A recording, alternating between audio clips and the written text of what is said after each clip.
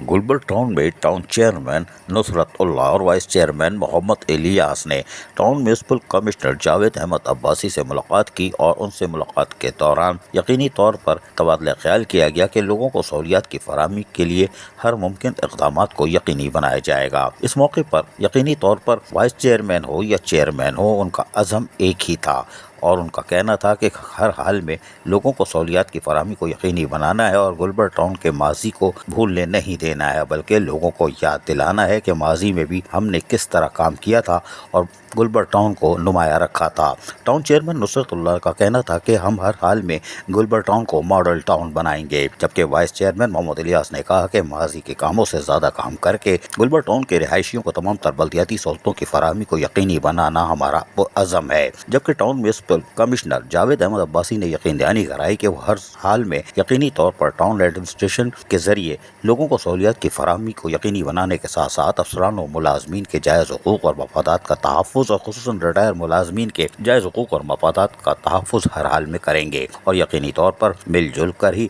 ہم گلبر ٹاؤن کو model town بنانے کا جو عزم کیے ہوئے ہیں اس کو پورا کریں گے۔ عزیز عارف، KBS بلدیاتی نیوز کراچی۔ ایسی ہی خوبصورت ویڈیوز فیوچر میں حاصل کرنے کے لیے ریڈ بٹن پر کلک کر کے اور بیل آئیکن کو پریس کر کے ہم سب کے سبسکرائبر بننا مت بھولیے۔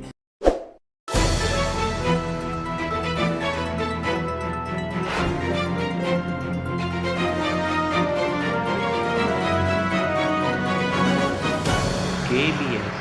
بلدیاتی نیوز۔